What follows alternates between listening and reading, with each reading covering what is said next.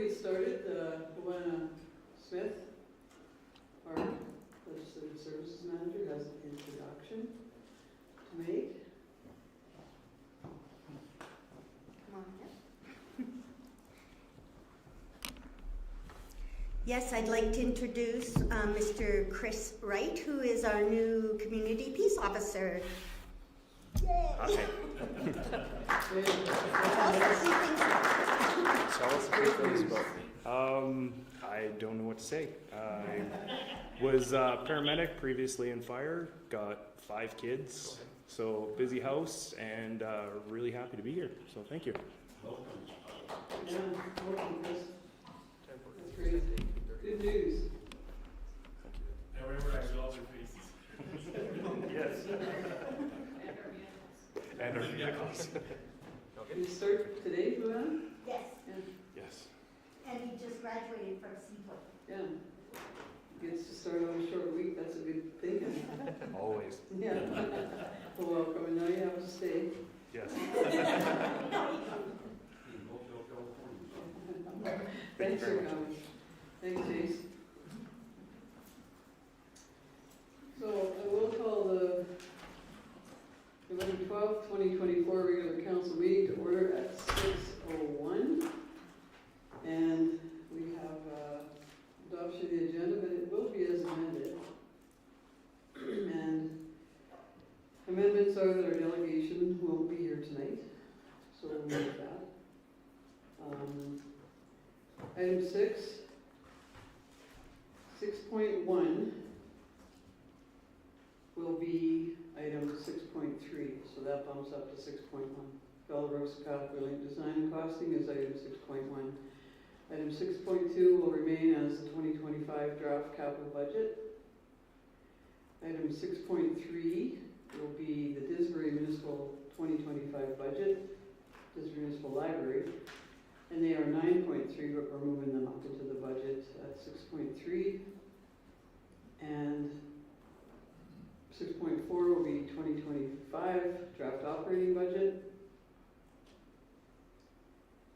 And we have a closed session item called engagement with ATEC Minister, Alberta Transportation and Economic Corridors.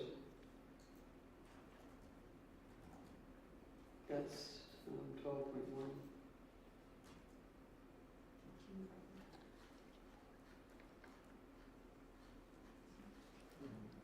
So, yes, it is 13.1. Sorry. And I will have a motion then to adopt the agenda as amended. Deputy Mayor? I move the council adopt the agenda as amended. Just want to double check I've captured everything, Ethan? All right, call the vote, all in favor? That's carried. Carried. You'll notice that Councillor Williams is not with us tonight, sends his regrets. And item 4.1, adoption of the October 22nd, 2024 regular council meeting and organizational meeting minutes.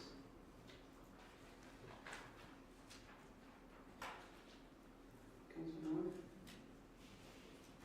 I move that the October 22nd, 2024 regular council meeting and organizational meeting minutes be accepted as presented. Is there any comments or questions about the minutes? Call the vote, all in favor? That's carried.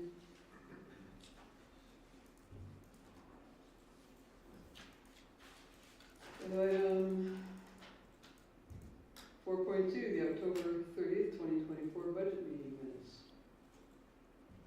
Motion?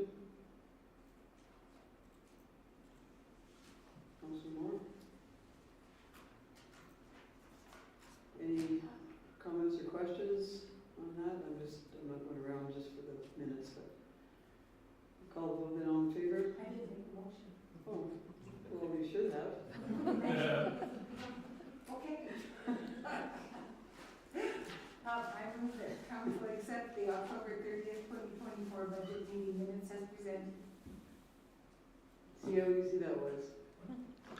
All right, any comments, questions? Call the vote, all in favor? That's carried. And so we move right on to item 6.1, the Valorosa Pathway Link Design and Costing. And I'm gonna find that item in the package. Everybody have a minute to find that item in your package.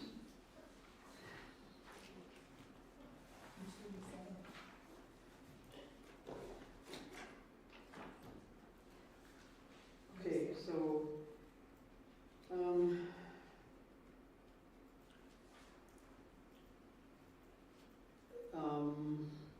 the reason we moved this here was because it's relative to the capital budget, that it was a 2025 capital budget item that we discussed last meeting. And the motion went to get the design and costing presented back. So we can have the motion. Somebody would like to make it?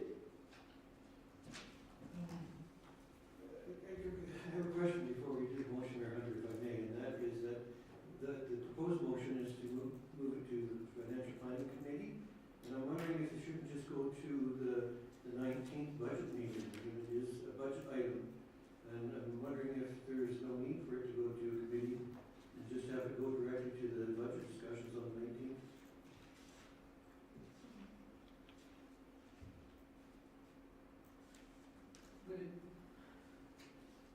Would it be on this week's Financial Planning Committee meeting if we sent it?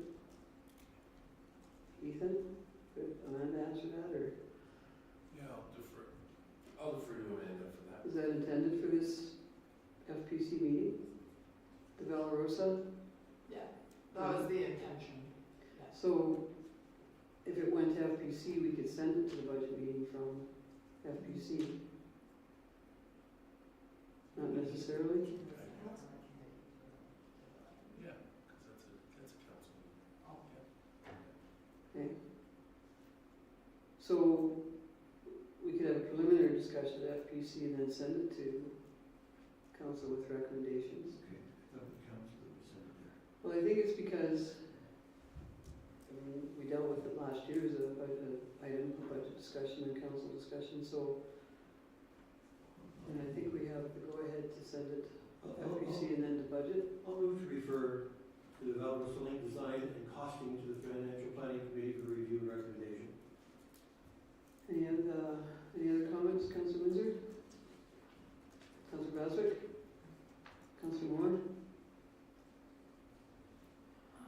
I guess maybe because we have some pretty serious recommendations from administration regarding the barriers that come to that, regarding that project, I'm wondering if costing and financial planning committee are maybe shortcutting what the actual discussion should be as to whether or not it makes sense to be dealing with this in this budget process. So I'm just wondering about that because it seems like it's skipping over the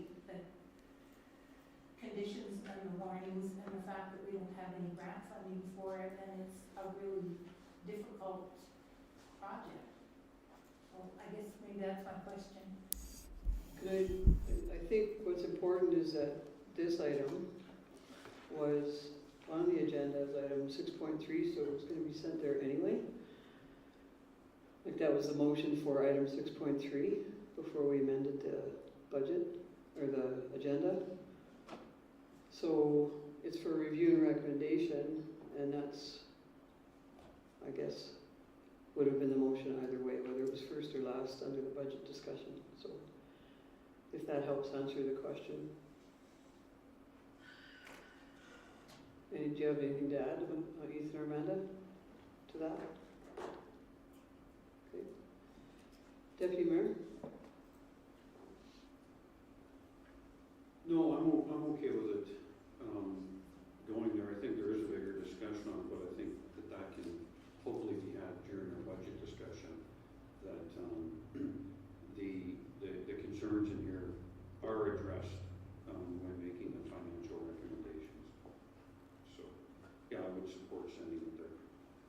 Okay. So I do as well, because that was the intention of having it on the agenda tonight. And moving its position didn't make a difference to me in my vote, but we do have a motion to send it to FPC for review and recommendation, and I believe they meet this Thursday. So I will call the vote. All in favor? Opposed? That's carried.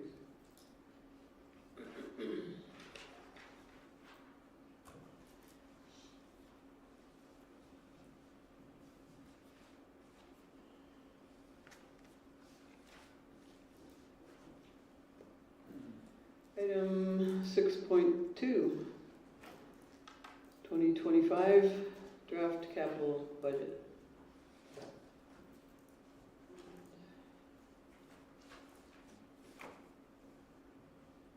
Oh, we had a whack with my page numbering. I will find it. 31. Hmm. Page 31. Are you I on? think this is the one. Page 16. Yeah, I'm missing a 16, I think is what I'm after. Sorry.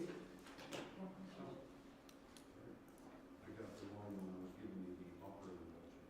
I apologize. Yeah, that's This is okay. the one we wanted on page 16. Yeah.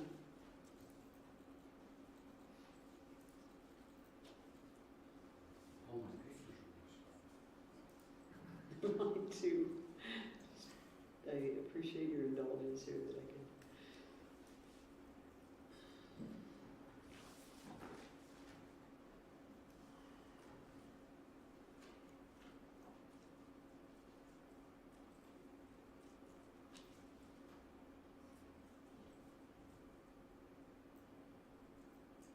Did you want a motion? Oh no, I've got to get my agenda up. I will as soon as I.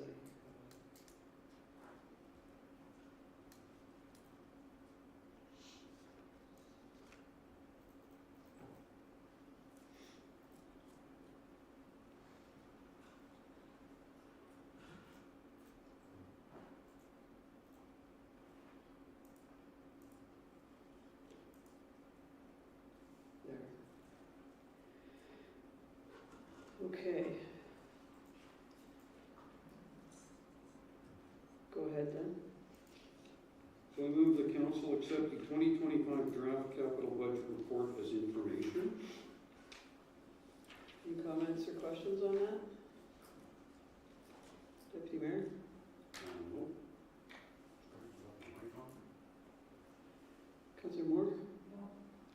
Councillor Baswick? Councillor Windsor?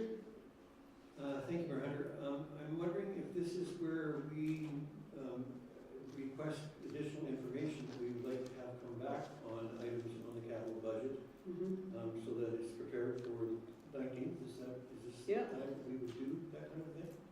Yes, it is. So, I see later on we're gonna talk about the LED lighting, and that's in order to do some grant, work. And I'm kind of of the mind that I really don't like to piecemeal these things. I kind of like to know if this is critical to have this done prior to our next council meeting, or if it would be, if it could wait till the next council meeting. Because I think there's 7 items here right at the top of the capital budget proposal that could be approved right away. It's the only the remaining 5 that I would have questions about. And so I guess I'm wondering if I just hate to piecemeal this stuff, that's all. Yeah, and it might, well, you can make the motion when we're done the discussion, Okay, okay, if you'd like to make a motion, okay. So, then we would vote according to your motion, of course. Okay, thank you. In terms of questions with regard to the capital budget, it seems to me that in previous presentations of vehicle replacements, we've seen I don't know, what's a grid, a scorecard of the vehicles and why this particular vehicle is being replaced. And I didn't see the scorecard in either the presentation or in this presentation, so I'm wondering if we could see that on the 19th. You could make that motion too. Okay. And that's on the bylaw vehicle? This one, yes, on the Yeah. use of enforcement vehicle replacement. And that's that asset management scorecard. Ethan, can you clarify what Councilor Windsor's perhaps talking? I know in past with fleet replacement, we've had, you know, the scoring of how they got to be that vehicle that got replaced.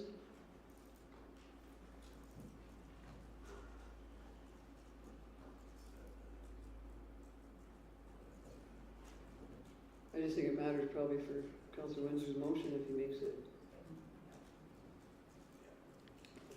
Yeah, we can, it's no problem, we can bring that to the next meeting.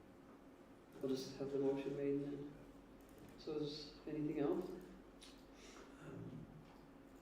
It seems to me that we had a conversation, I think you brought it up actually, Mayor Hunter, and that was that we have a lease agreement on the grader, and I think you were asking about that for the street sweeper as well.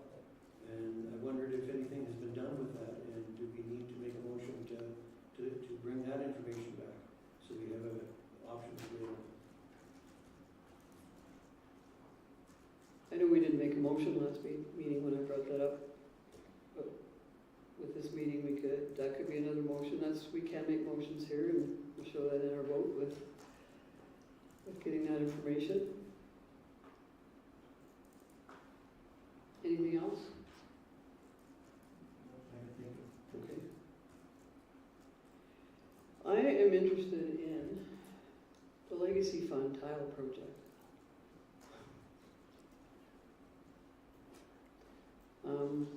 I know it's a reserve that we have, and can I ask someone, Ethan, I'm thinking Nicole might have thoughts on that, but I would ask someone to make a motion about that too. But I'd like to hear about that first, if Nicole has any information. Yeah, I'm happy to defer to Nicole on that. Well, thanks for the question. So it wouldn't come forward as a capital item just because, you know, the funds are already secured for it. So what will happen is likely in the new year, we'll start putting the project together. It would come forward for council's consideration, and then we'd be looking to do a draw, transfer the reserves out so that we can use that for the project in 2025. So that's already, you're right, it isn't capital, but I guess I had it first on my list to ask about, so I put it here. Yeah, we can proceed with the project in 2025. Because you have approval already from, Yeah, you've already allocated the money for that. okay. And so it's just a matter of us kind of putting the process together and bringing it here for your approval. And once that's approved, then we'll get going. Similar to how we handled the art banners, it would come to you to see if that's, you know, the process that you'd like, if that's the design that you'd like or the idea. And then once we have council's approval, we'll move forward with doing a mural. Thank you. So we don't need a motion on that because you already have that. And then the other project, I know maybe doesn't fit here either, but our CHAMP project, and I know back in 2019, I just maybe am more interested in what happened to that because I couldn't find any motions subsequent to I can read a motion. And I guess it's just a matter of, I'll find it here. So part of motion 44519 was was the operating budget, so I guess I'm not asking at the right time. I'll ask during the operating budget. So how's that? I won't bring it up during the capital discussion. I know I did, but I just put that thought in your heads now. Okay, are there any other questions or comments on the capital budget?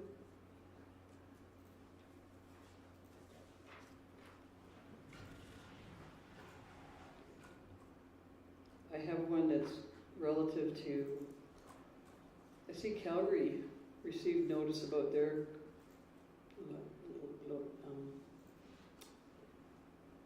Nicole's not listening, but that's okay.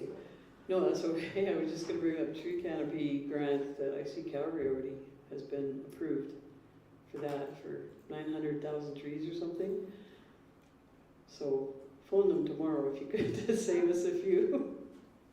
But I just, we haven't heard anything, then I'm thinking that's interesting that they've, maybe they applied earlier or sooner, but.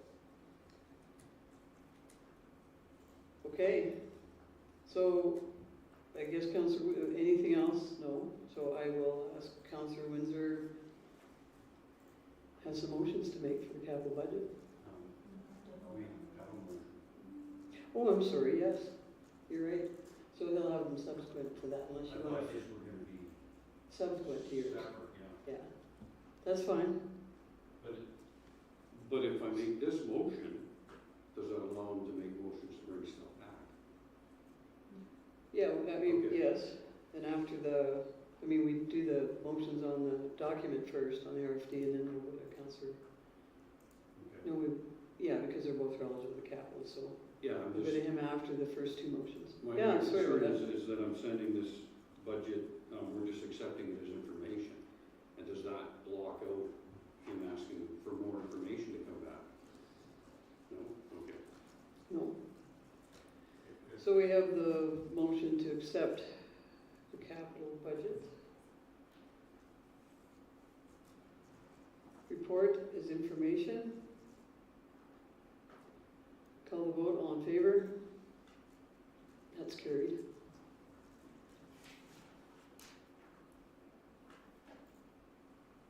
Are you gonna make the next one as well, or did? Yep. Okay. I move the council approve the Memorial Complex LED lighting retrofit project for a total cost of up to $40,000, with 50% of the funding coming from the Community Energy Conservation Program and the remaining 50% from the Didsbury Memorial Complex Reserve. Any comments or questions on that? Councillor Windsor? Just that I hate to do this piecemeal, so that's all. Okay, Councillor Baswick? Councillor Moore? Mayor, Yes? we just have some additional administrative information to provide about this project, I think, which will help as well. Yeah, thank you to Councillor Windsor for your concern. So this funding is the same funding that we use to access the Zamboni, and so we've had approval for a month, and in order for us to fully secure the funds, we have to be in a signed agreement with the MCCAC, so that's the only reason that it's coming forward tonight, is because they're waiting on us to sign an agreement for the funding. So otherwise it would have just gone as the rest of the capital project, so hopefully that clarifies things a little bit for you.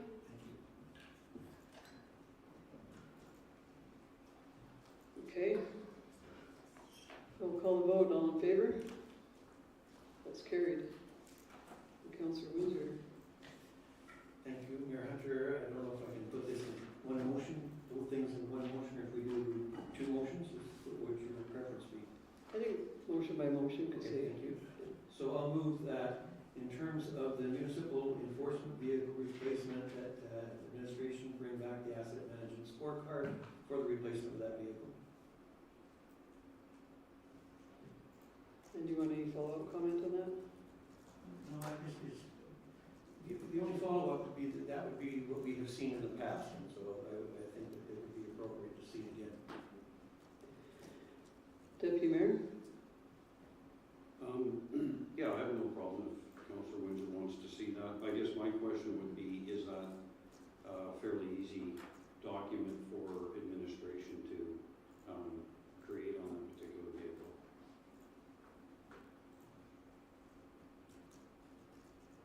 Ethan or Amanda? I'll defer to Amanda on that. We should be able to bring that by the 19th. I'm good then, thank you. Councillor Moore? Councillor Bazook? I disagree, and the reason I do is, from my recollection, we already been informed that this vehicle is 10 years old, and it's creating a monthly maintenance issue. So I figure I was informed enough to make the decision on this. I don't have to have a scorecard regarding what's wrong with this vehicle. Thank you. Okay. I support information coming back as we have in the past. And I know, and you can correct me if I'm wrong, administration, but this asset management program is ongoing, and that's just a document that's updated annually or as we transition out with, or as we collect information on the vehicles. So I don't know that, if Amanda says it's prepared, I believe it is, and I think it's interesting to see how our asset management program is identifying the replacement of our fleet. So I will support that as well, and I will call the vote. All in favor? Opposed? That's carried. Councilor Moore?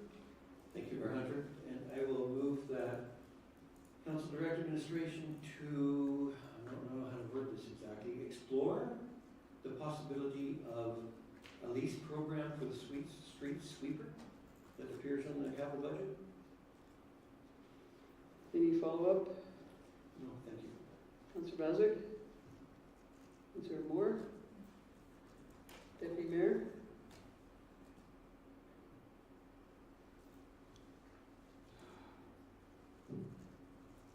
No. Comments?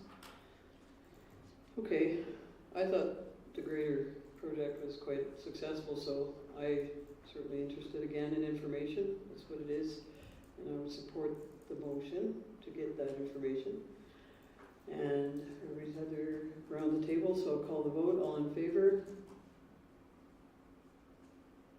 Opposed? So that's defeated. And I think that wraps up the capital budget item 6.2. So the next item, Where's the numbers going? what's that? I got the numbers right here.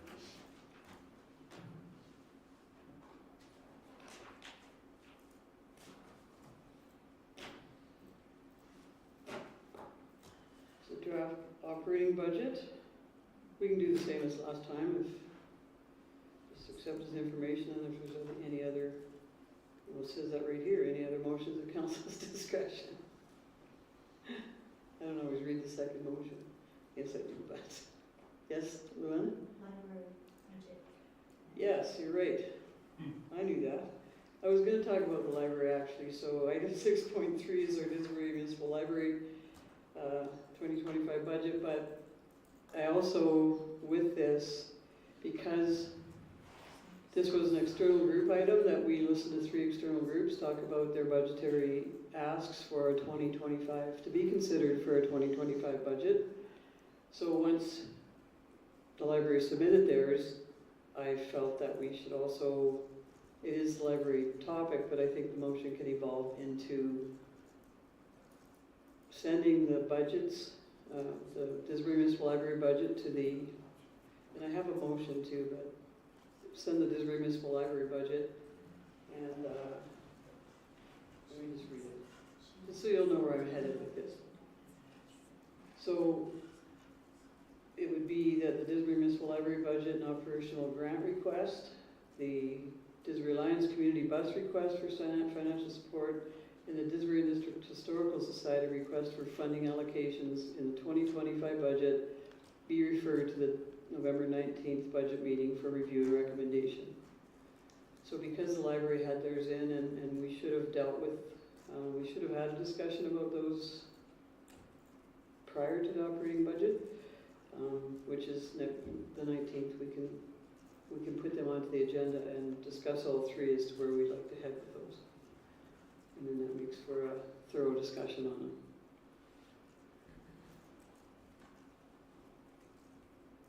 Comments? And I know I don't have a motion right now, but, No, I'm well, I read okay with that. Okay. Councillor Windsor? Councillor Moore? Okay with that as well. Councillor Bazard? So what is the Disbury Municipal Library 2025 budget is also just the external groups that ask for funding will be part of that motion. So who would like to make that motion? And Luana, do you want to read it back? Oh, you got a mic? You got it already. Yeah, we still. Yeah, okay. Deputy Mayor. Okay, are you going to make the motion, Deputy Mayor? After I hear. Okay. So that the Didsbury Municipal Library budget and operational grant request, the Didsbury Alliance Community Bus request for financial support, and the Didsbury and District Historical Society request for funding allocations in the 2025 budget be referred to the November 19, 2024 budget meeting for review and recommendation. That's what I remember saying. Okay, thank you. Any additional comments? Call the vote, all in favor? That's carried. And we have item 6.4, the one that I was waiting for. The 2025 draft operating budget.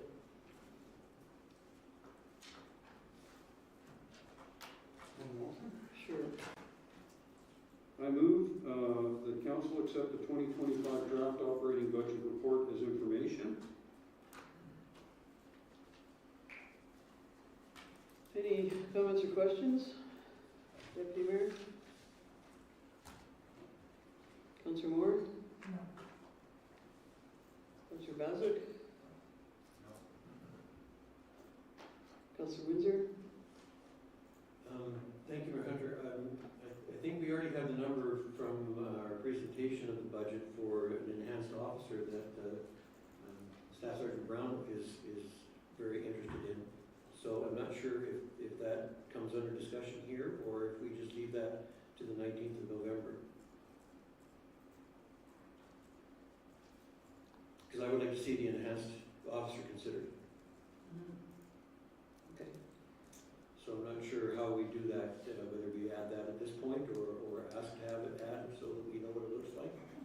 I'm looking for direction there. Well, you'd make a motion to have it brought back as to what that would look like in our current budget that was presented. We haven't had any other motions made. So, I'm sorry, Deputy Mayor's made our information motion, so after the motions are made, then you can add motions to that, just as always, as we have talked about. Anything else that you have to add? Thank you.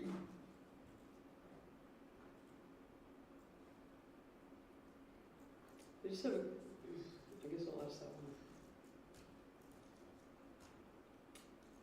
We did miss an opportunity and a discussion about the capital, so I'll have to have that capital budget during the November 19th meeting, but, and I don't know where to, well, I guess in the operating budget,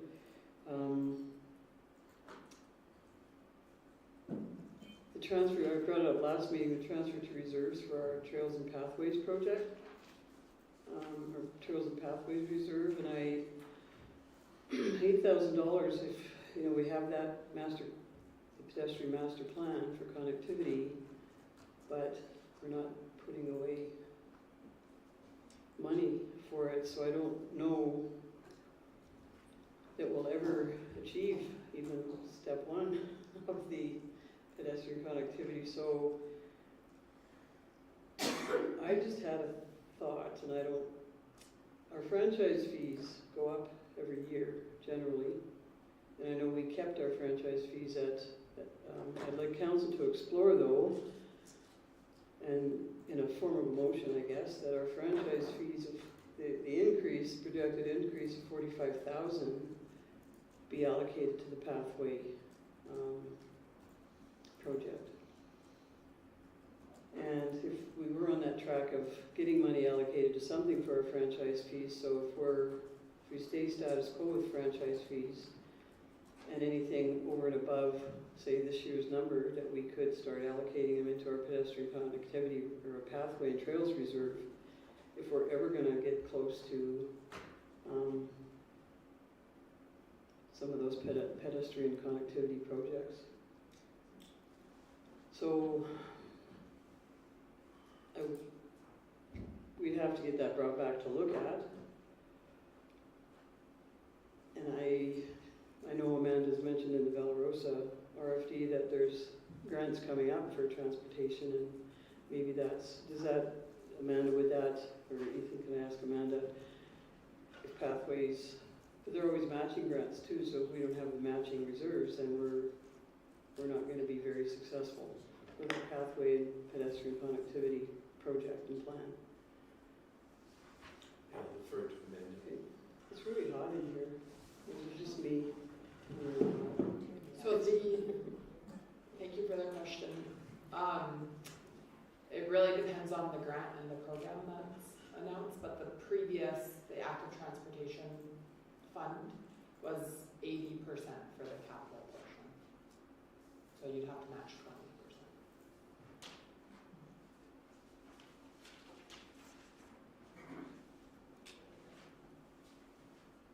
Thank you for that. So I'm just gonna.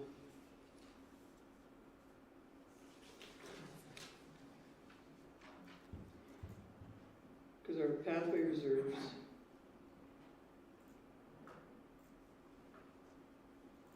right now are at $101,000. So it's gonna be a long time. So I guess my point is I'm gonna make a motion that we just take a look at what that looks like, the 45,000 from the franchise fees. If we start allocating it to something, if it's over and above what we expect every year. And right now I believe it's just going into general revenue. Is that correct? Yeah. And I think there's value in the franchise fees for benefit to the community, so I don't know if council, would anybody like to make that motion for me? When we come out of this.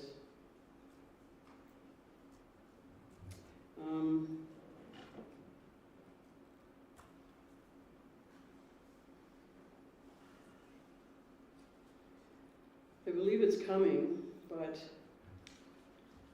the fire chief position, I think I'm anticipating by reading, or I believe by reading the budget, that it's, for our cost, it's at about 75,000. And I guess that's more than I anticipated with our discussion about the addition of a fire chief. And not that I disagree that we should have one, don't get me wrong, but I'd like, and I believe, Ethan, maybe based on our discussions of information we're going to be sharing, that we'll have the actual breakdown of how the fire chief position is funded and where that's headed, any grid, or am I correct in that, just based on even our ICC discussions?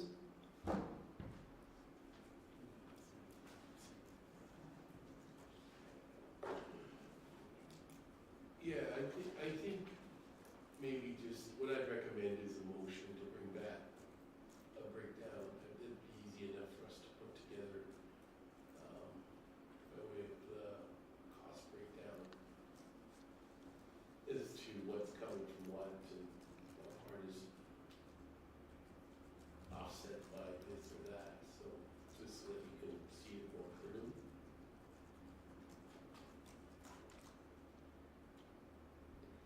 Okay, and then I have a question about our unmetered water loss at this point. Do we have any information on, can we have some information brought back? I guess nobody would, we're not gonna answer that tonight, but a motion to have an update on our unmetered water loss, since it's certainly relative to our utilities budget on the water. So that would, no one can answer that right now, I'm interpreting. I'd be right with that, right? And just because it's budget time, I think that's, everybody's talking about unmetered water loss because of their budgets too.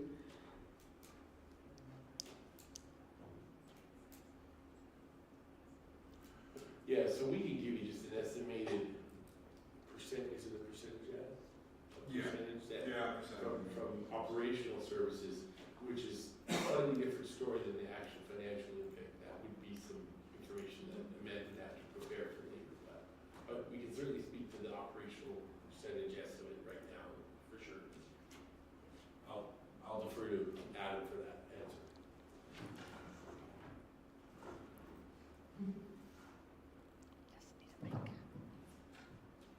Thank you for the question, and to the chair. Our water loss right now is relatively, the unmetered water loss over the operation side is relatively low. We don't have a crazy amount, but the metered side, we do have a little bit. Now, we have a difference between what we meter and obviously what we distribute. What we get from Mountain View Regional, what we put out in our system is relatively spot on. The unmetered throughout is, I think it's 25 to 35% loss. Maybe that's a rough guess if I remember correctly.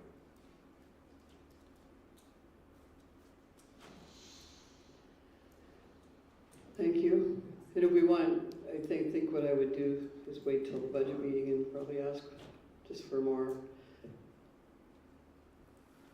When we're talking about utilities accounts, I guess that's when I'd probably be asking that. And I think I hear a lot about it at our tables with the mayor's meetings and whatnot, so I think it's just important that, I believe it's important that I understand our water loss and the cost on our utilities and how we're setting our rates and what coverage, that our residents are covering. That's everybody. It's happening to everybody. It's not for that conversation. It's about understanding the utilities water account. So having said that, those are all my questions at this point, and I will create some for the November 19th meeting based on these answers. So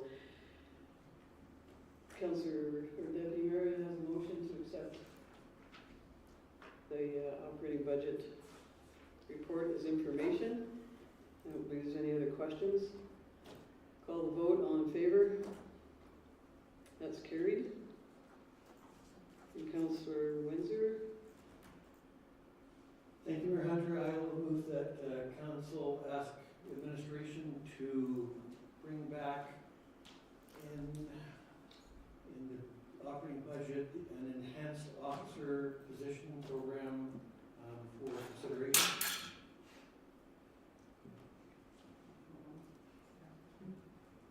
Did you get that? Did it fall?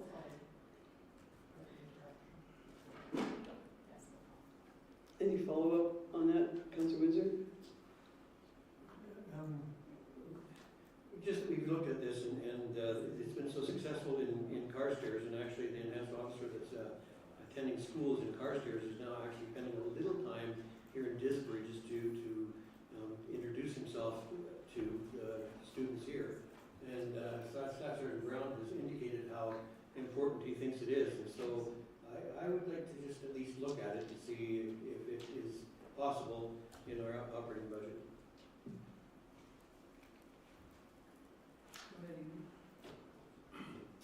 Just point of clarification, just curious what kind of information would Councillor Windsor be seeking? I guess the impact on the budget. We know it's $174,000. It's relatively, that's what was presented in the presentation. I'd like to know how that's going to impact the budget if it was included, so that we have a clear picture of what we'd be looking at in the event that was a direction of council. So just kind of the impact to the operating budget and Probably just on the protective services RCMP line, right?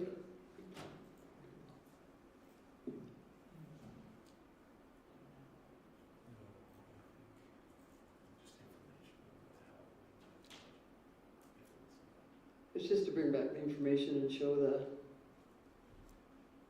budgetary impact. Any other comments? Councillor Baswick? Councillor Moore? Yes, I'm thinking that there might be possibilities for shared services and things like that. So are we looking at having a dedicated officer just for Didsbury? And I believe we've discussed whether or not we want to pursue that model. So I'm wondering if maybe we should be talking about what model we need before we look at the cost of individual dedicated police officer within our schools. Is that?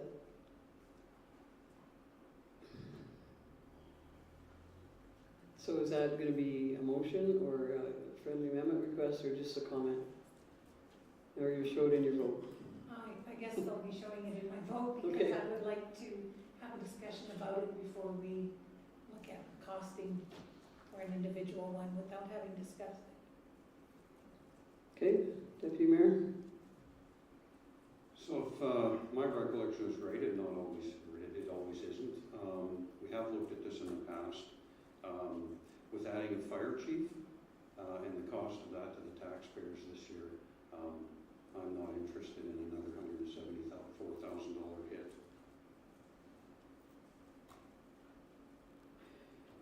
Okay. And because it's for information and we're not passing the budget with that information, I would support anybody that wants information back to take a look. And I think maybe another motion, or maybe another motion to explore that would come at a later date, depending on this motion and depending on the outcome of our budget discussions. So I will call the vote to have administration bring back enhanced, would be a school resource officer, I believe, RCMP, in the budget for information. I'll call the vote. All in favor? Opposed? That's defeated. And then I'm going to ask for a look at the additional franchise fee, $45,000, to be allocated to reserves rather than to general revenues. And I'd be asking, I think, Councillor Windsor seems to be open to making motions, and unless you are. Just to be asked for that $45,000 to be allocated to pathway and trail reserves and removed from general revenue, and just as an information item to see the impact on the budget. But to me, it would be beneficial to get started on that pedestrian connectivity master plan. So would you make that? Thank you, Mayor Hunter. I'd be happy to make that as long as Luann has already reported it.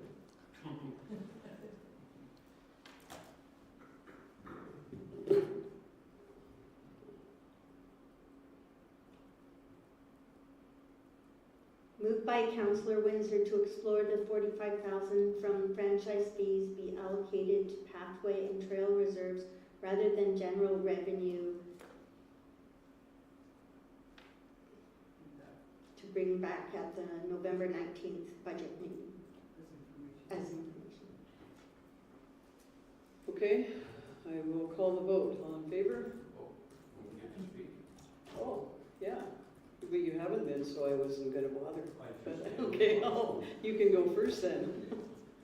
I'm not against that. What I would like is a little bit of an addition to it though, because I think sidewalks are also part of our connectivity. And I would like to see that money allocated to that connectivity, but including some sidewalks. Some sidewalk work. But it would be in the pathway and trails reserve.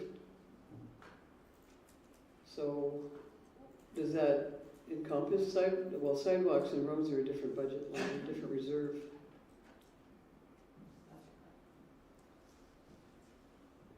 Yeah, well,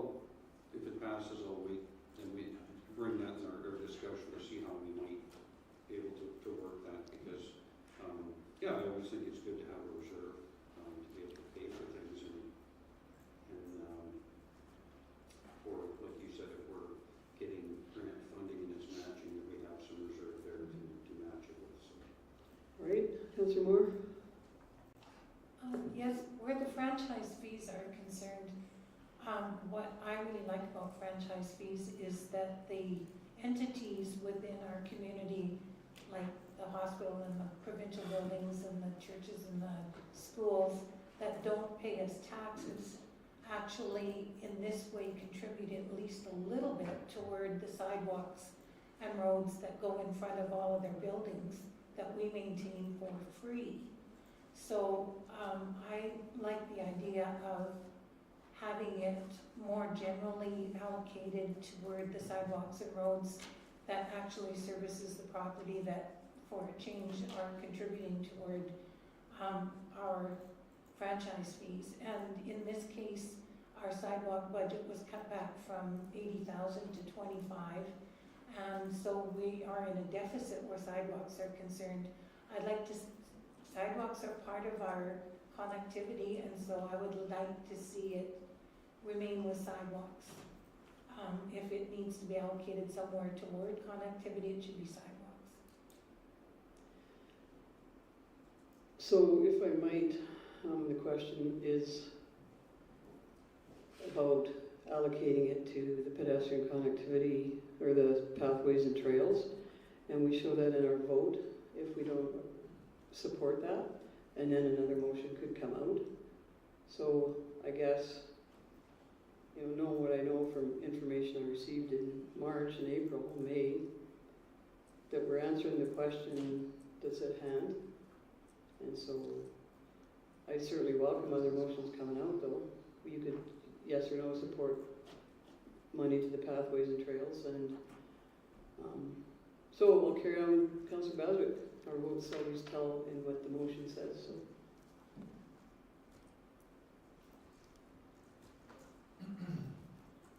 I'll just reserve my comment, thank you. Okay. Deputy Mayor? Well, after Councillor Windsor, I don't think I talked to you yet. Sure. Have I gone around? No. No. Go ahead.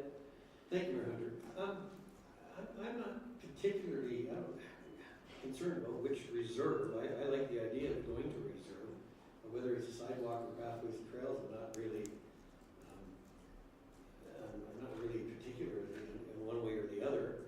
I think that there was discussion about other items that were going to be put into the sidewalks that we talked about, and so this would be a new concept going to pathways and trails. So I can support this. I have no problem with either way. So what I'm also hearing here too,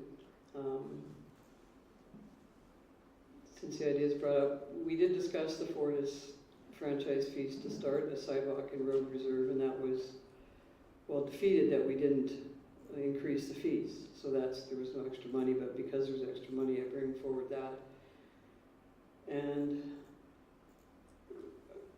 you had one other comment, and then I'll call the vote, and then maybe there should be another motion that it should just go into a reserve. I don't know. I just was wanting the motion presented for pathways and trails. Yeah, and again, I'm not object to it, some of it being spent on a pathway or trail. I just think that connectivity, the way we've divided it up is pedestrian connectivity, we just consider pathways and trails, and I think this money should somehow be distributed. However, it's for that. It could be pathways and trails, it could be sidewalks. So I'm not against the motion at all. I also understand that we're not making a decision tonight. We're just looking for some information. So this is maybe a bigger discussion for our next council meeting as to if that can be reserved, what that looks like, and where we put it. So I'm not going to fight about it tonight. I'll vote in favor of bringing back what it looks like, definitely. And I'll just ask one more question then, because we have a pathways and trails reserve and we have a sidewalk and road reserve. Is there, I'm going to ask administration, should we make and I'm happy to get an amendment, but should we make a pedestrian connectivity reserve rather, and then it's more broad as to what we could use it for. Out of the, sidewalks and pathways, but maybe you don't have an answer tonight, maybe think about it for the budget meeting. And I can call the vote just on allocating that money to the Pathway and Trails Reserve for now. And then we'll everybody think about it for a week if it's passed. So I'm gonna call the vote. All in favor? Opposed? Okay, that's carried. I'm excited.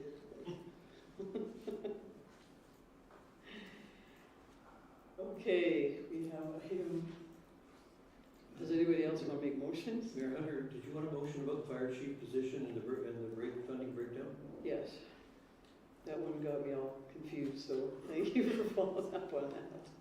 So I'm not sure how to word this, Mayor Hunter, but I think what you're after is that the fire chief position in the operating budget, you want a funding breakdown for that position.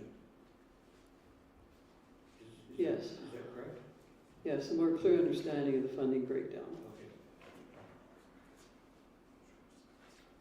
For the November. So as soon as you have that, well, you can read it back. Moved by Councillor Windsor to bring back information on how the funding of the future full-time fire chief position would be distributed between the funding partners and sources to the November 19 budget meeting. Thank you for that motion and for wording that, Luana. Any further comments, Councillor Windsor? You made the motion. Deputy Mayor? Councillor Moore? Councillor Baswick? I will call the vote. All in favor?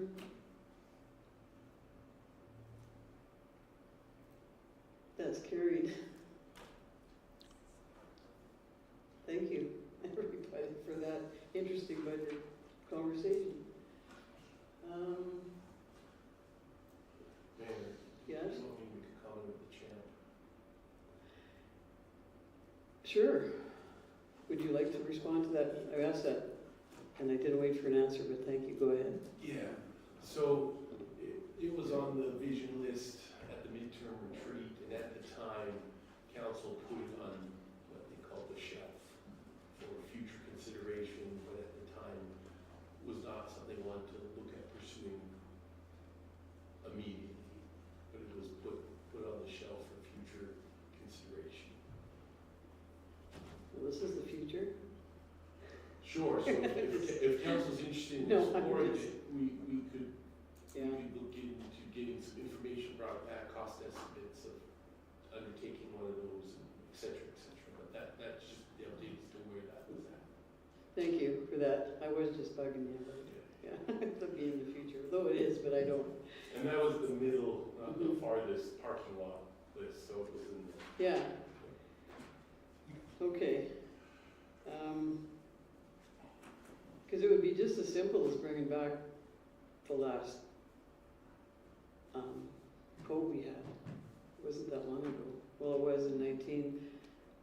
Was it that long ago in 19? That was the motion, but I thought we had one subsequent discussion about, but maybe it was in 21 or 23. So I had it priced in 22, I believe in 22, and it was about $50,000 to have a consultant come in and do the whole, like a master plan type of process for the champ. It was $50,000 at that point in time. Okay, well, I'll think about that for the November 19th meeting then. I think it's one thing that's been on the list since 18 or 19. Well, 18 for sure, and 19 motions, different motions. So anyway, we'll move on to the CAO report, item 7. And as always, we'll go around the table with any questions or comments on the CAO report, and then we'll make the motion at the end. Councillor Baswick? Councillor Moore? Deputy Mayor? I actually got into all the little explanations this time because I had time, and that really helped explain things to me, so thank you.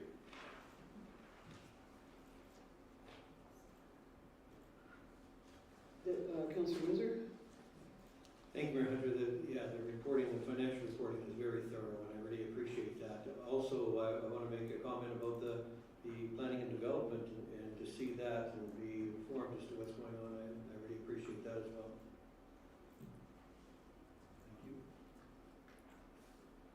Thank you. Thank you. I'm just looking at page 51. And the E4 comment on the budget versus actual comparison, and I know we discussed it or touched on it just in passing. The RCMP budget line is always,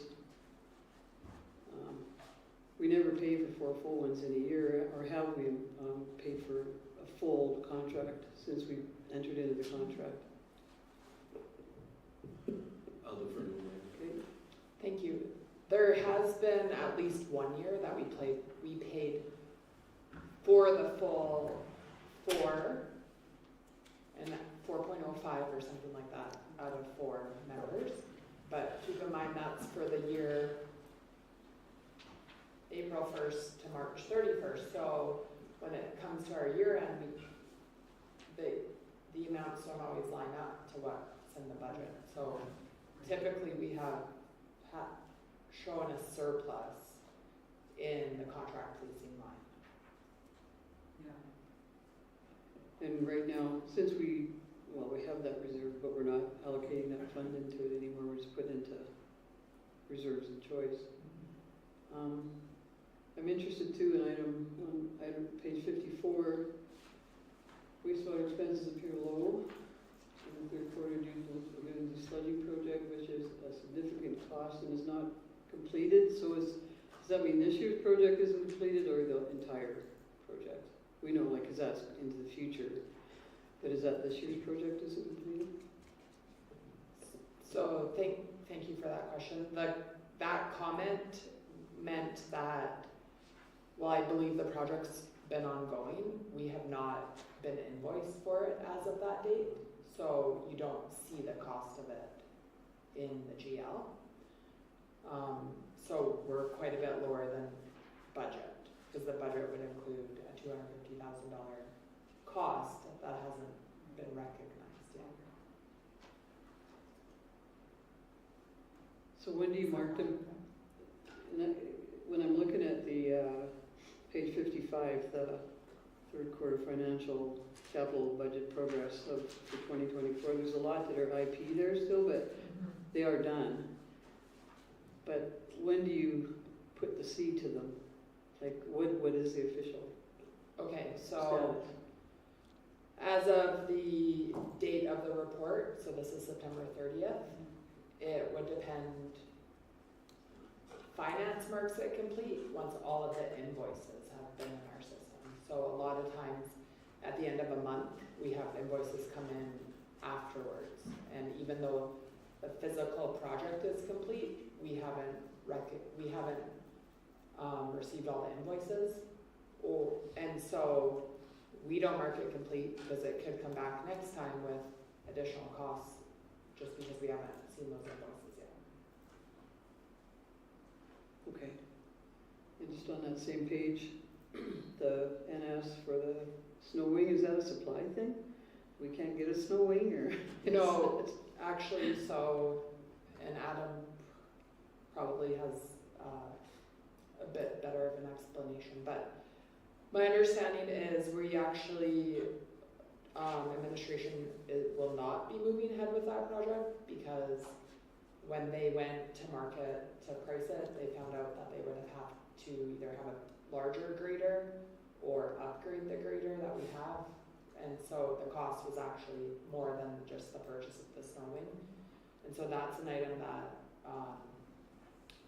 needs to come back to council for consideration of either, well, our recommendation would be to cancel the project. Or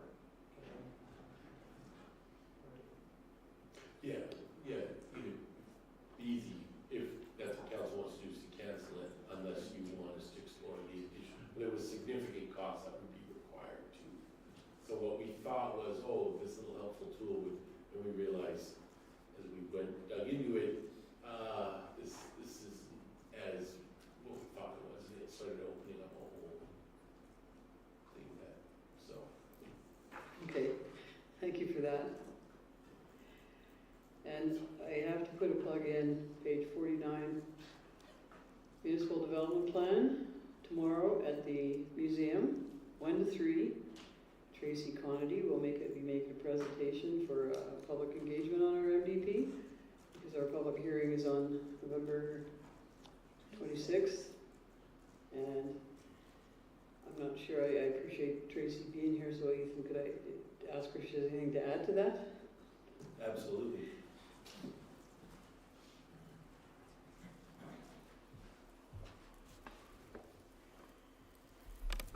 Thank you for those questions. When we got looking at our public engagement process, it was identified that perhaps doing a coffee and conversation at the museum would be a good opportunity for people to sit down and just talk about the MDP. If people have concerns or questions, it's a lower stress environment for the public, so they may feel more inclined to be more engaged and just have some questions. So we have booked it. There's been some very good advertising. It's been on our website. It's been on social media. So we're anticipating that we should have a pretty decent turnout, and it will provide us an opportunity to hear what some of the public may have and what their questions are. Maybe they don't even understand what is an MDP and why are we doing it. So that's sort of the theme of how the presentation will go forward. Thank you very much, Tracy, and thanks for reaching out to them. And there will be coffee and tea and cookies too, so remember that. The museum's very hospitable, and it'll be a great presentation. 1 to 3. Yeah. Thank you. You're welcome. Okay, and everything has been addressed there, and any other? Ethan, you had no verbal updates, so I will ask for a motion to accept the CO report as information. I can move to accept the Chief Administration Officer's report for November 12th, 2024 as information. All vote, all in favor? That's carried. Bylaws and policies, item 8.1.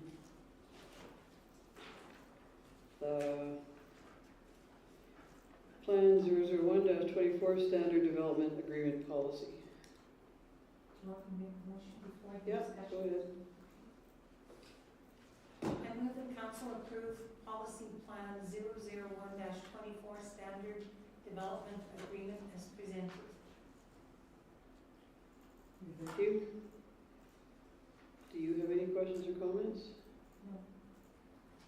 I think it looks so much cleaner and less legalese. Okay. Deputy Mayor? No, I'm good. Council Windsor? Thank you, Mayor Hunter. There's quite a few changes in this policy, and I think that typically this would have been referred to the Policy and Governance Committee for review and recommendation, and that would be the standard process that we've accepted. And so on that basis, I won't be voting in favor of the motion. Councillor Baswick? I'm fine. I'm delighted with how they've simplified this for the simple people like me. Okay. Ethan, do you mind if Tracy just speaks to the brevity and impact of it? Or this is their department's policy? I mean, it's our policy, but I believe their department would have done it, created it. Yeah. Do you mind that, or? No, not at all. Tracy can give a little summary overview of Yeah. what we're doing here and what we're improvements we're making. Okay. Thank you. So I did have a look at the older policy and realized it seemed very cumbersome and a little bit outdated. So I went through and did simplify it, and I did recognize that perhaps council would want to take some of their own opportunity on their own to review it. So there is an alternative motion there to refer it so that the committee could have a chance to have a look at it and maybe dig into it deeper, and perhaps maybe some more suggestions or amendments would be welcomed. Okay, but from your perspective, you and Leanne weighed in on it, and I'm sure some of the administrative team. Yes, yeah, we did have a good look at it for sure. And any other comments relative to that? I think one of the questions is, for a long time, well, since I can remember on council, there's been an appetite to have green spaces and playgrounds and whatever's relative to that area that would be successful as a open space or a park or a playground. Where does that fit? Is it not in a development policy, or how would that fit in? I'm just asking because it's not in here, but Certainly. I'm just interpreting it. I don't know where it would go. Thank you for those questions. So when it comes to a subdivision, so when we're looking at a subdivision, that is the time that we'll be looking at municipal reserve and environmental reserve. So there is a standard condition when there is the opportunity that municipal reserve is due and owing. We would have a condition that says, municipal reserve in this area is due and owing. And then in the development agreement, we could lay out that it's a park or it's a pathway, and it would be worked into the development agreement, because the development agreement will also cover how it gets built and over what time frame, and we ensure there's a maintenance period to make sure that if there's something that needs to be considered to make sure it's operating properly, it would be covered in the development agreement in itself. Thank you. So it starts with the subdivision process. We'll talk about that in another meeting. Okay, thanks for your responses, Tracy. Thanks for indulging that, Ethan. So, are there any other comments, Deputy Mayor? So I agree with Bill. I don't know how we got this one. What committee did it go to? Financial? Oh, It's just, yeah. it's not going anywhere. I don't see a reason for it to be there. It's a good document, but that is our process, is that it should be run through the Policy Governance Committee. So I would agree with Councillor Windsor on that, although this is a good document, it probably doesn't need to be changed. It should come out of that committee that writes the policy. And that's where I would prefer to see it go. Thanks for that. Any other comments? Councillor Moore? As so many other boards that I sit on, we have council policy, and then we have administrative policy that we don't deal with. We may look at it and acknowledge it, but I'm just wondering, is this something that is in council's purview, or is it under planning and development and an administrative procedure, more or less, that may not need political oversight? I would like an answer in process for that.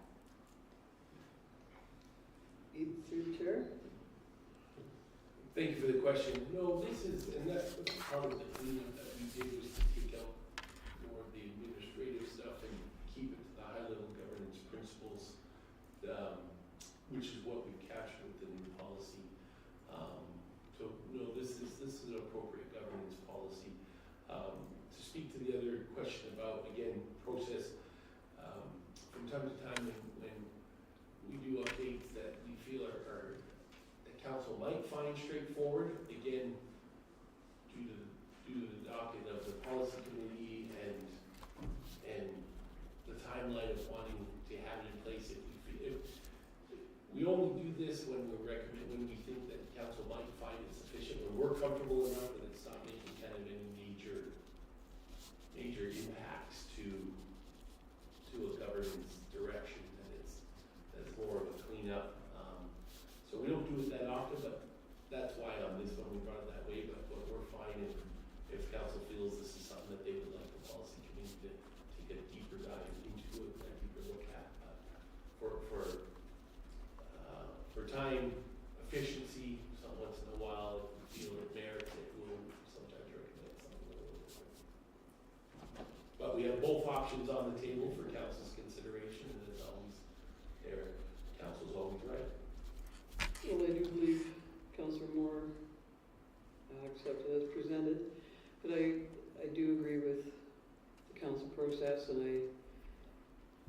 not have anomalies or one-offs, because I think it's good to have that process, and I can support.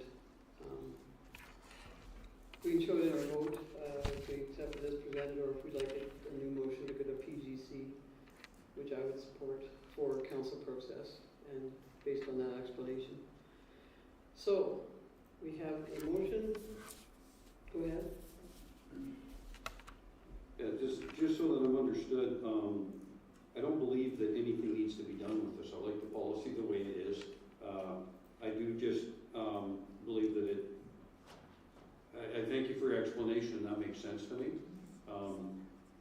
But I am going to vote in favor of putting it through policy and governance, and it's not that we have to do a deep dive into it.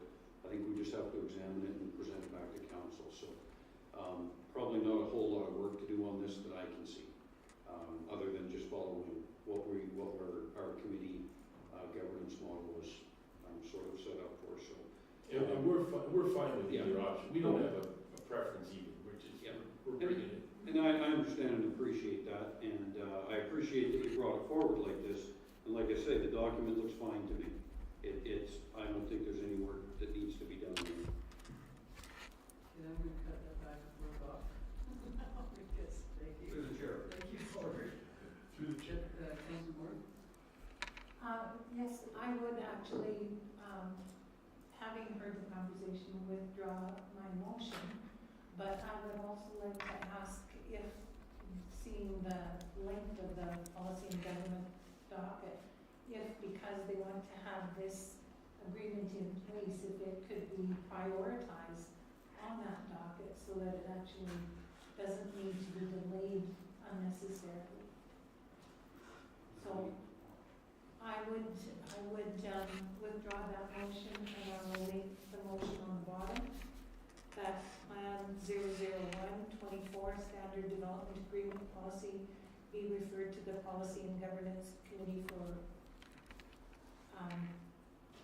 rapid review and recommendation.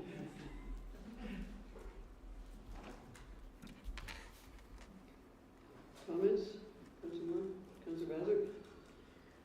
Right, I agree with both my colleagues here that only for the fact that it's a process that we like to go through.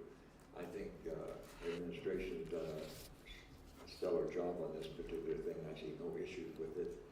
But in order to follow through the committee process, which is time consuming, that I'll be going with this as well. Regardless of the fact that it's, in a sense, it's already a done deal. It seems a wasted effort, however, we'll move in that direction if we have to. I would just like to caution that there's no done deal, even when you bring back a document you think you have. And I'm not debating you, Councilor Bazard, but we like to have these documents sent to our committees, but I know a couple that have taken months now that we need expedited, but they're not being expedited because there's too much feedback all the time. Councilor Windsor, do you have any comments? Just thank you, Mayor Hunter. I'm pleased to hear that it's going to go back to the Policy and Governance Committee. We're having an open house on the MDP here tomorrow, where there could be some comments that may affect this, because this is where subdivision development agreements are governed here. So I'm very pleased to see this coming back to the Governance Committee. Okay, anything else? Well, I'm going to call the vote then to send the Standard Development Agreement Policy to the Policy and Governance Committee. Call the vote, all in favor? That's carried. So we have item 8.2, bylaw 2024-13, utility charges, first reading. Councilor Moore? Chair, I'll be happy to. I move that council grant first reading to utility charges bylaw 2024-13 and refer to the Financial Planning Committee for review and recommendation. Any comments on that? Councilor Baswick? Councilor Windsor? Thank you, Mayor Hunter. I think this bylaw needs to be split into two. I think that the financial planning committee should be looking at the rates, and there's quite a few proposed changes to the bylaw itself, which would fall under policy and governance. And so I think that there's kind of needs to go to two different committees here. Schedule A probably needs to go to financial planning, and the bylaw changes need to go to policy and governance, in my opinion. Okay. Deputy Mayor? Yeah, would we send it back as a complete document to financial planning, and then it would be sent for updating on policy regarding that? Is there a, we'd like to get this expedited as well, administration? Is our utility rate and fees for 2025? So what would, we just had a suggestion that the Appendix A on the rates go to FPC and the policy itself go to PGC, and then it would come back together. Because the policy itself doesn't set rates, it empowers to set rates, but the rates are their own appendix. I guess, however, one thing to consider, thank you for the question, is that because the policy itself creates kind of a financial framework, it's kind of a special nature that I think it would be acceptable as well for the financial planning committee to make a policy recommendation on it, because it is financial in nature. The policy framework is financial in nature. I mean, either way would be fine, but just it wouldn't necessarily be inappropriate for the financial planning committee to make a policy recommendation on a policy that's so tied to a financial implication, especially because it's what informs the appendix rates.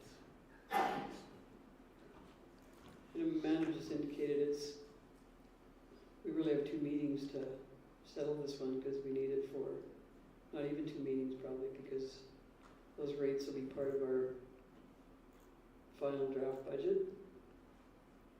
Is that true? I'm like, what, 4 for 4 now, aren't I? So thank you for always agreeing with me. She's sending me signals, though, I know those answers. But, so, having said that, we have the motion to send it to FPC.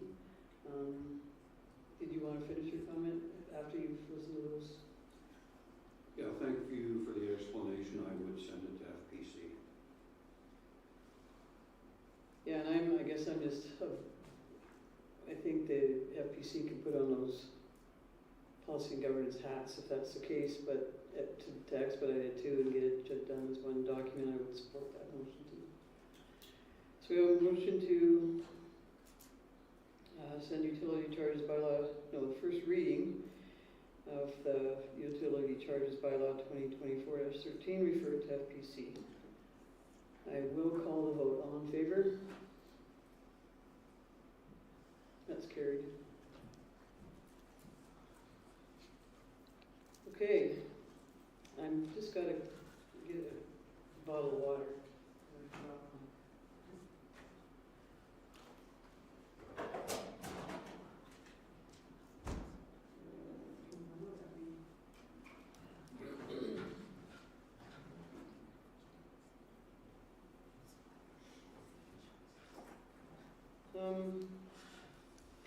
We have item 9.1, by-election, and I'd just like to, the motion I would like to start with,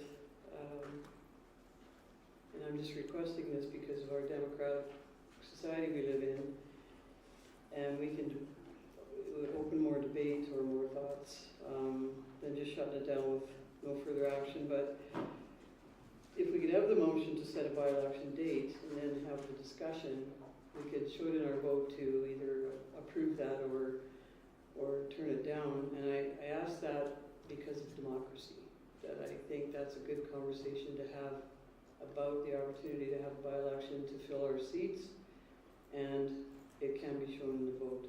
But I can ask for someone to make that motion, but that doesn't mean anybody would honor that based on my explanation, so, I think we always give the opportunity first to see our seats filled, and maybe council will vote it down, but either way, we would have a clear vote and discussion on it.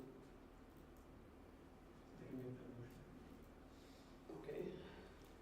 So I'll move that council set the by-election day for Monday, January 20, 2025, and appoint Luana Smith as returning officer and Jocelyn Baxter as the substitute returning officer. Did you have any follow-up questions or comments on that? I'm totally torn on this one. I think that it would be very advantageous to have full slate of officers here at the table. I think that it's always valuable to have minds working together trying to get things done, and different perspectives that each one offers. On the other side, I'm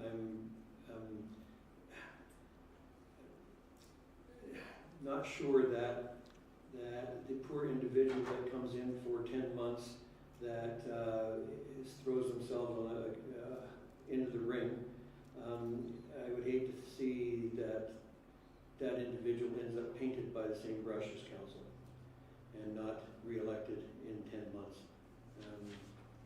I think that's a valid concern. So I'm torn on this whole thing as to whether we proceed or don't. Okay, Councilor Goswick. Thank you, Mayor.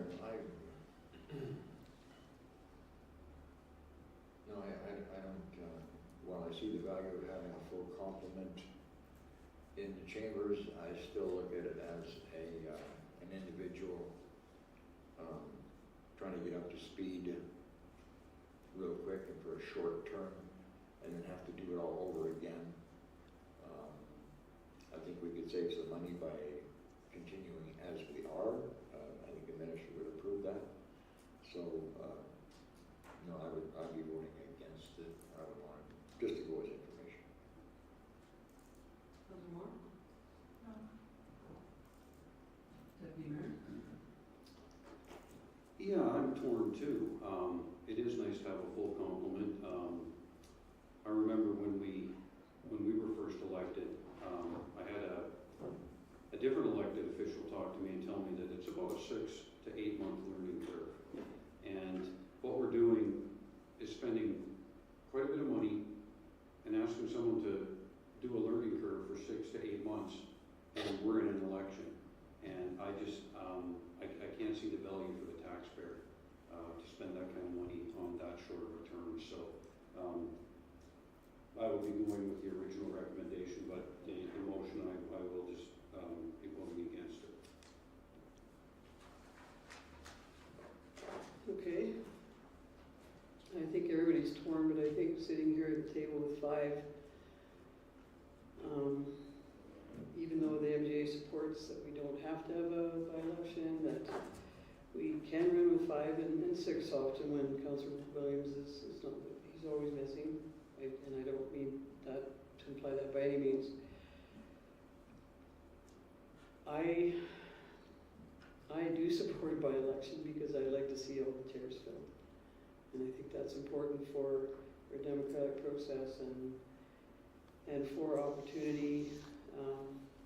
I don't know that the person would, whoever's successful would, however that plays out in October is the roll of the dice, not the roll of the dice, but the electorate and the vote that happens. But I will vote in favor of that just because I think it's the democratic democracy means a lot to me that we have these 7 at the table because that's what it was intended to be. So I appreciate the discussion that was had. Are there any other comments? Go ahead. If I vote against this, it's not because I'm against democracy. No. I didn't say that you were. I said that that's my reasoning. So if that is how you interpret that, and I apologize, but that wasn't the intent. That's why I just vote for it. So I will call the vote.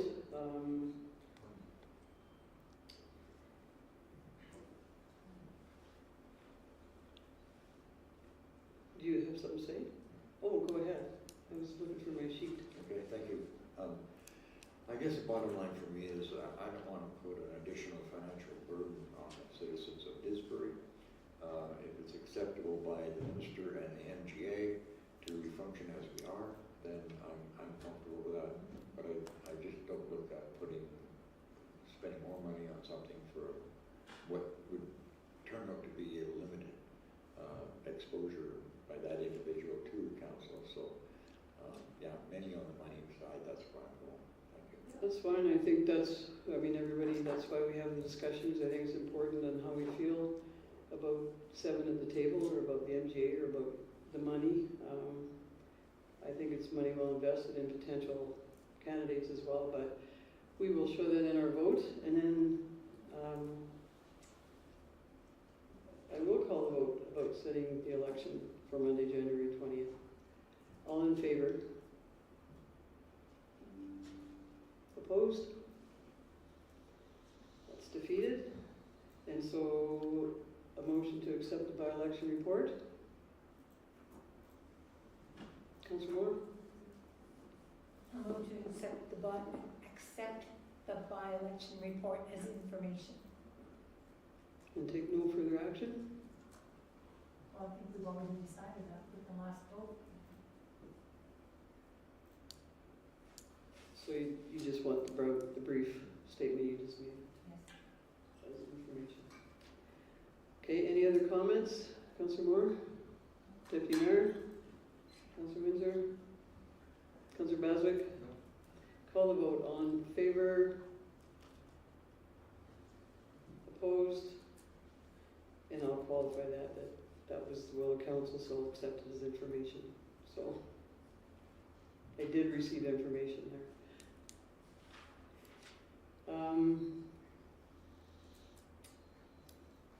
Item 9.2, 2024-25, Didsbury Municipal Library Board appointment. Deputy Mayor? I move the council appoint Councillor Alan Miller. Do we need to say that he's from the Mountain View County? Or just Councillor Alan Miller is fine. As trustee at the Didsbury Library Board until October 27, 2025. And I think, I'm not sure, that's my motion.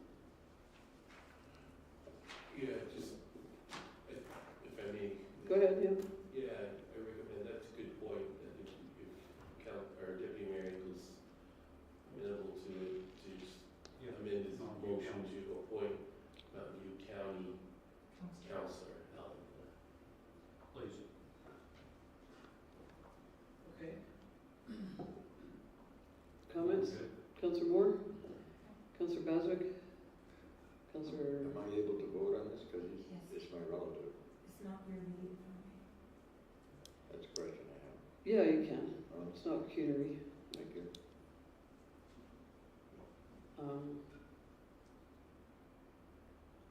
Councillor Windsor?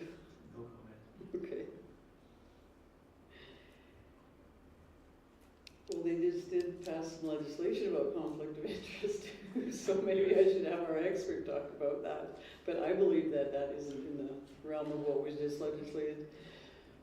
No, in this, there's already allowances, exceptions made for regular course of business. For instance, you're able to pass a budget that affects all of you financially, but you'd all have to abstain. And so things that are part of the regular course of business don't count as these types of conflicts anyways.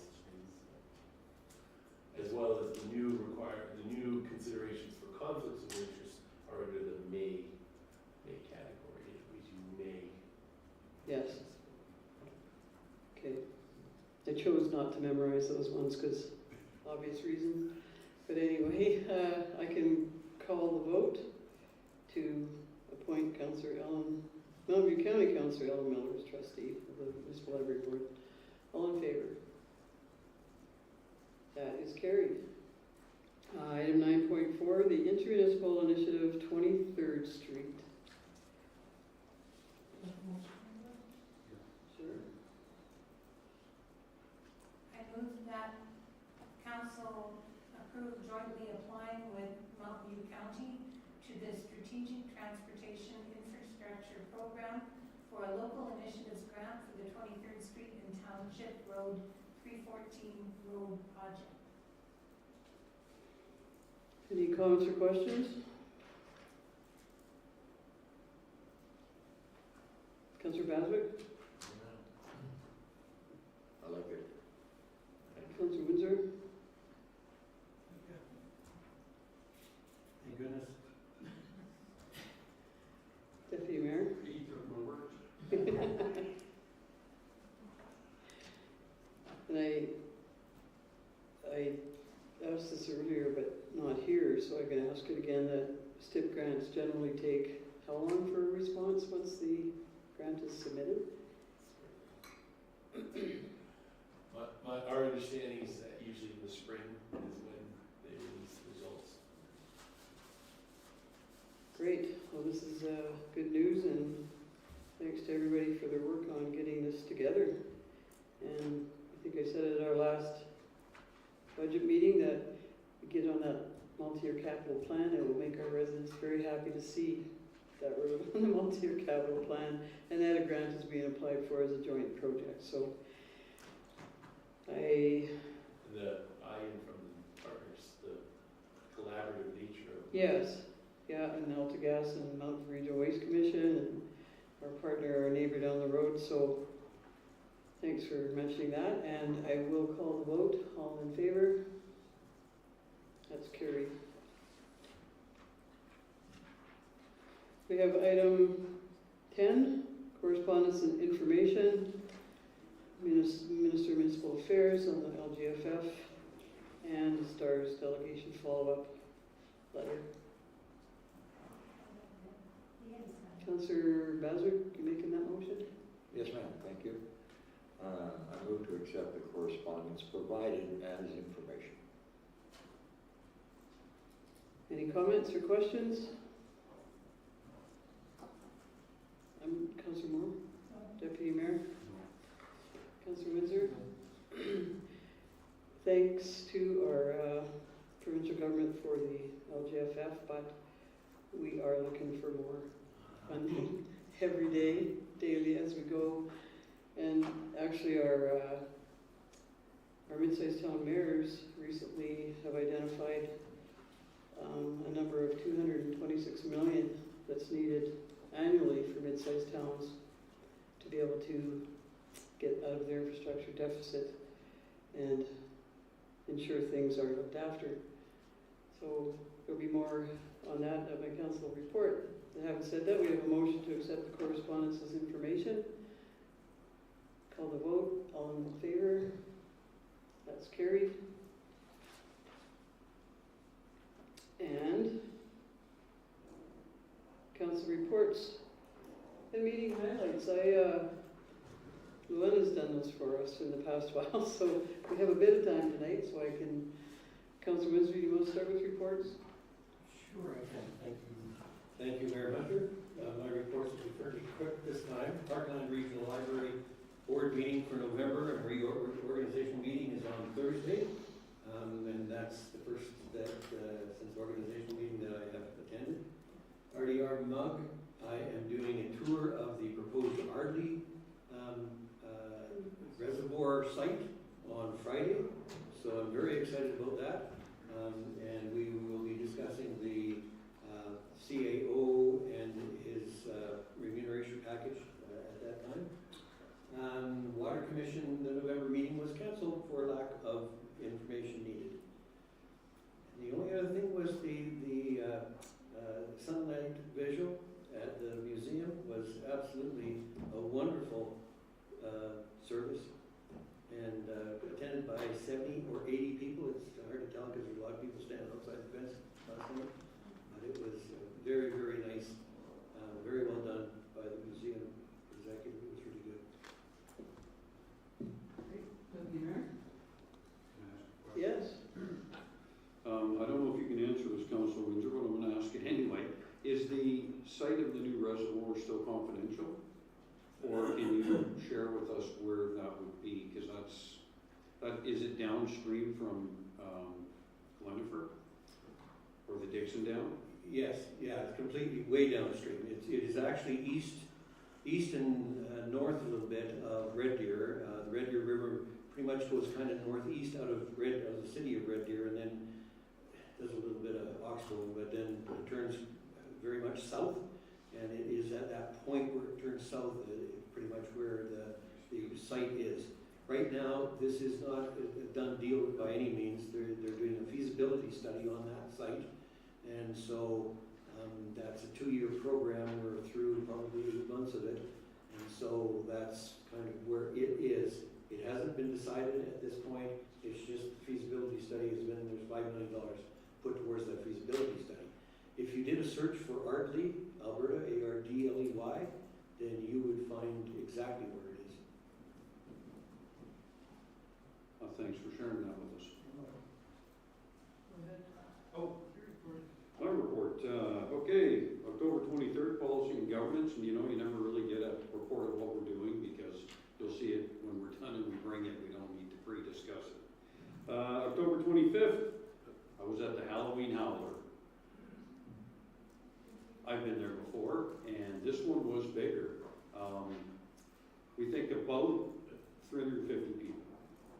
300 to 350, don't have actual numbers. I think we owe a debt of gratitude to Lisa and Nicole, who I guess stepped up and put that on this year. And I will tell you that I don't know, I don't think they do America's Funniest Videos anymore. If I've dated myself, I apologize. However, the little dinosaur and the big dinosaur were hilarious. It was just really well attended. The candy was handed out, put on by the town. Congratulations, you two did a tremendous job. And it is being so well received by the town, so thank you. And then October 30th, I was at the budget presentation with everyone, so kind of a light month, or 2 weeks, I guess I reported prior to that, but that would be it for my report. Thank you. Councillor Moore?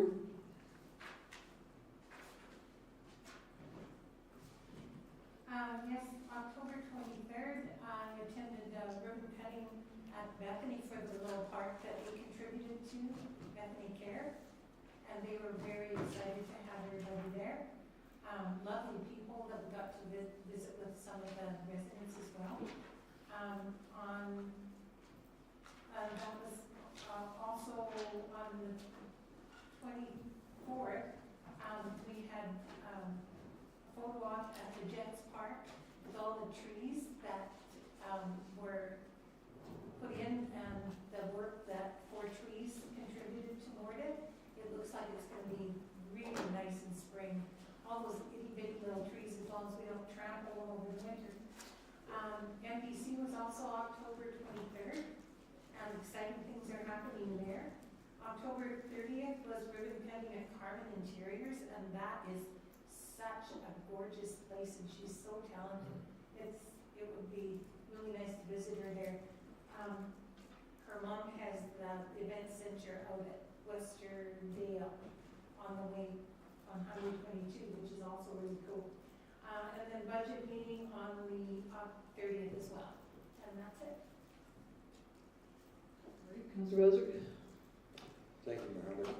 I had a great time at the Municipal Planning Commission meeting, and as usual, our planning department presented a very thorough and complete presentation, and it was, for lack of a better term, almost rubber stamped, because there were a few questions, because they're so thorough at doing the job they do that it makes it very pleasurable to work with MPC.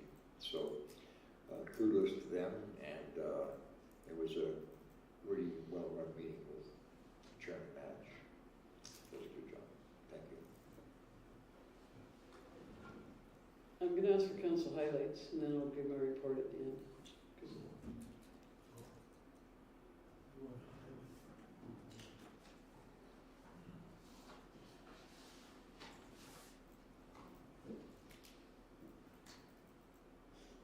Surprised it, didn't it? Did a little bit. The whole budget business section, very pleased to see that we're moving forward with that.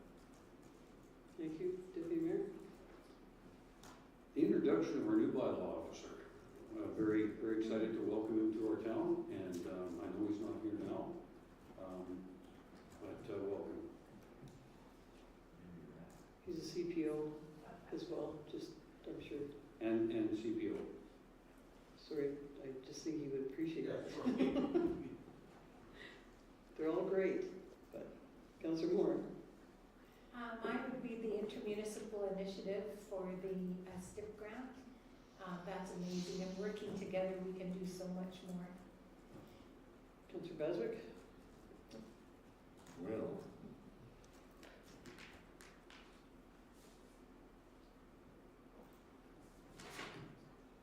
I'm back to planning again because of their effort to put together that MVP, and that's a lot of work, and changing that bylaw is going to help us. It's going to be really important, so that's fine. Thank you. It's been 3 weeks since we met. Like, I had to say, really? It's back on October 23rd that we started this break from meetings. Yeah, I was excited to help.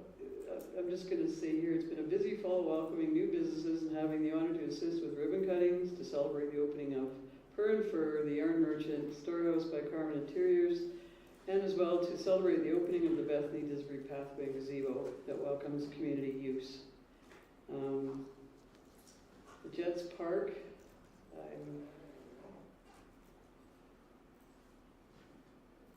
I'm just going to say that Trees Canada and their donation of over 200 trees, and sponsored by Rogers Communication and Four Trees Company, facilitated the planting just north of the skate park by the path, and it's going to be a forested little area. I think that's just great news for our community. 200 trees is a lot of trees. When you think when they get bigger, I'll be really old, but it'll be nice to see them. Not that that's relative, but it just came to my mind as you watch trees grow. I'll still be here, by the way, but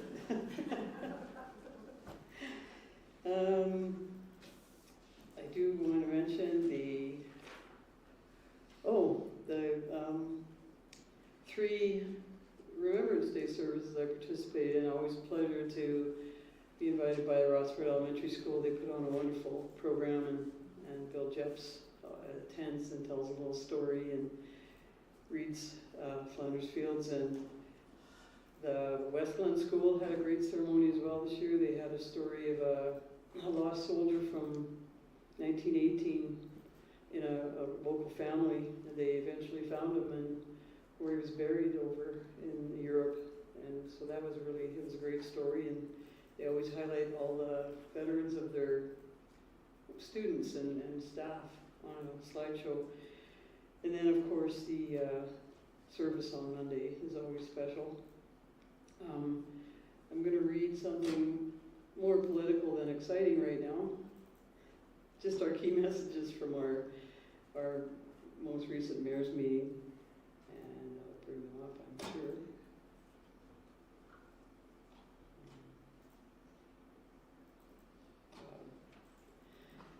So we did, key messages are that the executive committee and the membership approved an elevator speech for our members that relays our consistent language that's effective, ensuring that 226 million should be the number used in interactions, conversations, and correspondence in conversations with our government of Alberta as to the mid-sized towns ask for infrastructure funding, and that's supplemental funding on top of LGFF.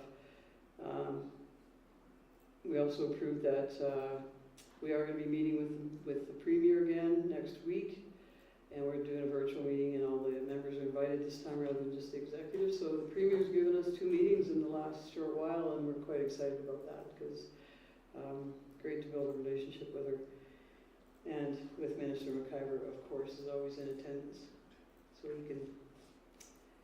And so that's my report, and I always go last with highlights, so you guys always take them all.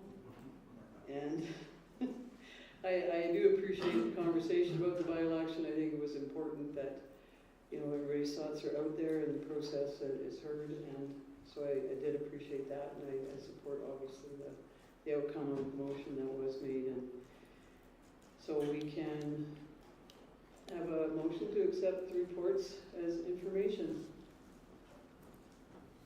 Councillor Baswick? Thank you, Mayor. I'll move that we accept the council reports as information. I'll call the vote. All in favor? That's carried. Then we have question period. Before we go to one closed item, and come on, Norm, please.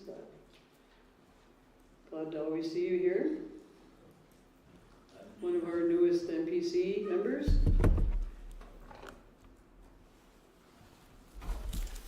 Thank you, Mayor Hunter and Council. I have 11 copies of my comments available for you if they could be distributed, could they? It'll be easier to follow what I'm saying. Sure. You want me to do that? Oh, sure. There we go.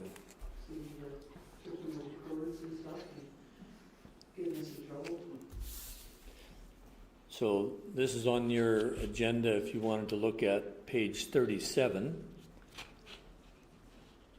Comments concerning Valorosa Link Path link and costing. And I'm proposing that my comments are related to that. I'm suggesting that there is an alternate, and I'm going to use the phrase option 5 and just read that. So a wheelchair accessible link pathway connecting the center path of Memorial Park with the middle of Valorosa subdivision when it gets fully developed. It would connect to Valorosa Drive into an existing path that's already there. So if you have a look at that map, just so you understand what I'm talking about, it's on the second page of that handout. So turn it to the side, and that's your north. North is the wide part of that. Are we ready? Sure. Okay. I got it. Okay, there's a dark line between those two reddish dots that I'm recommending that be option 5 provided, and for the following reasons. The advantages would be it'd be central to the full build-out of Valorosa phases. It will access is direct to the center of Memorial Park instead of the south end, which is the current one. 4 options. It connects to the existing pathway access off of Valorosa Drive. There's a pathway access there. And few, if any, trees need to be disturbed from what my guess is, and it's just a guess. I didn't go and plot it with a transit system. It appears to be viable for a wheelchair accessible slope. It appears to be a shorter distance to build and maintain, and it could be more cost effective than any of the proposed 4 options, and would provide an additional walking route to the ponds, a different circuit. And this would relieve the concerns expressed by administration on environmental reserve, because it is currently designated MR, Municipal Reserve, and also on their concern of laneway connection, because it already has pathway access to Valorosa sidewalks. Thanks for your consideration. Thank you very much, Norm. That's good thinking. Thanks so much. You're welcome. And everybody was here listening, so I think there's a discussion coming up about that very shortly. All right. And thanks for the time you took to do that. That's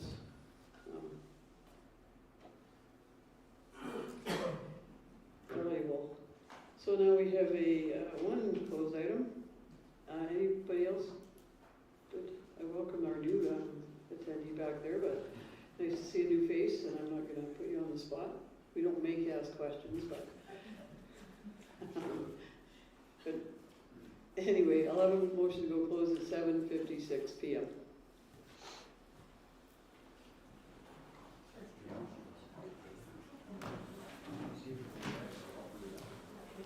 Councillor Baswick, call the vote, all in favor? That's carried.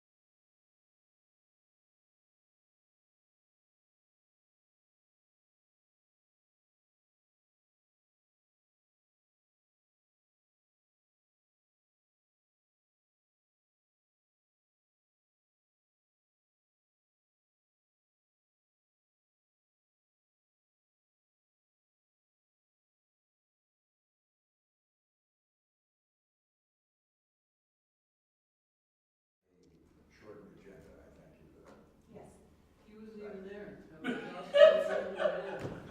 Well, I Lisa, she's got the thumbs up. Jocelyn made the man this Oh, time. we're supposed to be now. Okay, we're live. But they get under my portrait. No, we didn't. I do hope this continues as a trend. Don't be hoping too much. I don't want too much hope. But I did hear what you said. We have a motion to accept the Alberta Transportation and Economic Corridors meeting with the Minister of Economic, no. You can say it, Jocelyn, because you have it ready. To accept the update regarding the engagement with the Minister of Alberta Transportation and Economic Corridors as information. Perfect. Thank you, Councillor Beswick. I said that. I will call the vote. All in favor? That's carried. And a motion to adjourn.